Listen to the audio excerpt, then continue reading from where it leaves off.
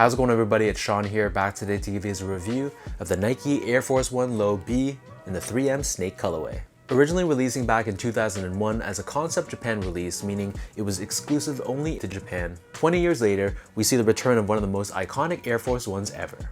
So these dropped on February 11th, and this time it wasn't limited to just Japan, and it was a much wider general release. They retailed for $130 US or $170 here in Canada, and the official colorway for this shoe is black and silver. So I managed to grab my pair online over at Livestock, so a big shout out over to them. And while this pair still eventually sold out, it wasn't one of those instant sellouts where it just disappeared off the site right away.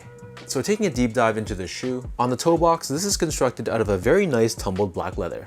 We have this perforated look to it, which is standard across all your Air Force 1s. And then right above this, we have this embroidered black swoosh. Surrounding the outer edge of the toe box, here we have this layer of reflective 3M. So when this is exposed to direct light like flash, for example, it's going to reflect and light up, basically looking white. So this reflective material covers the eyelets of the shoe, and then beneath this on the mid panel of both sides of the sneaker, we have more of that very soft black tumbled leather. Stitched on top of this, we have this synthetic snakeskin swoosh, which is done in this gray color.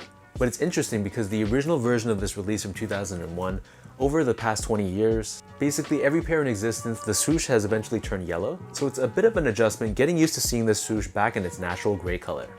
Towards the back end of the shoe, so we see more of that reflective 3M. And then on the back heel, we have this black leather once again, and we have Nike Air embroidered in this dark blue color.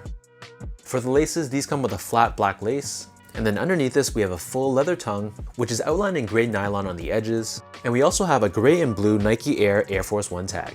For the insole, these come with your standard black colored Nike insole, and we have Nike Air stamped on the heel in white.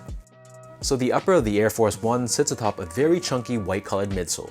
We have Air branding on the lateral side of the back heel, and encapsulated within this midsole but not visible to the eye, we have a Nike Air sole unit. Turning the shoe over to the bottom, here we have your classic Air Force 1 outsole. So in this case, this is entirely constructed out of this black colored rubber. We have the circular traction pattern on the forefoot and back heel, and in the middle, we have the Nike logo.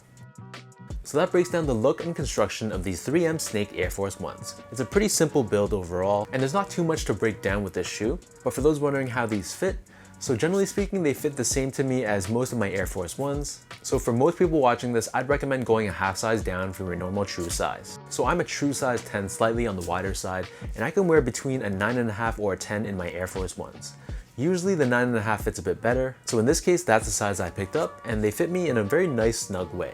If you're someone with wide feet and you like a little bit more room in your shoes, and especially if you don't mind the extra length, then you could go true to size. But if you're the type that likes that snug one-to-one fit, then half size down is probably your best bet.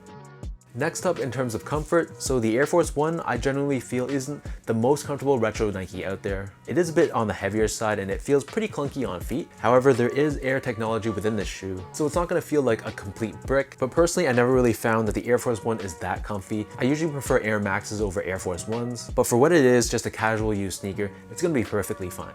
Finally, in terms of the quality and craftsmanship on this pair, overall I was pretty impressed. I was actually kind of surprised how good quality this black leather was. Like I said earlier, it has a very nice tumbled look to it, and by touching it, you can really feel that it's a nice genuine leather. As opposed to the standard all white or all black Air Force 1s that are sitting on Foot Locker shelves, the quality of that leather is nothing compared to the quality on this one. As for the rest of the shoe, it's pretty straightforward. These reflective panels, they are what they are. It's not going to have a premium feel to them, and the swoosh has a very strong synthetic feel to it, but all things considered, it was a pretty solid drop from Nike.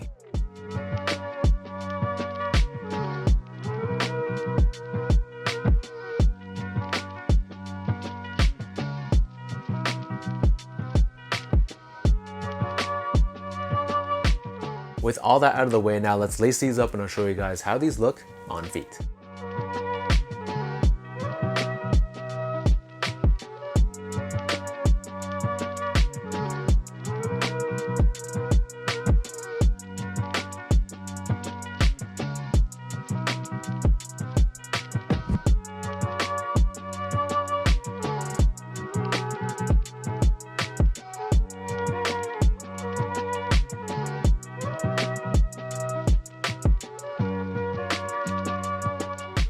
If you're even someone that remotely follows the Air Force 1 lineage, you know how important this shoe is to its history.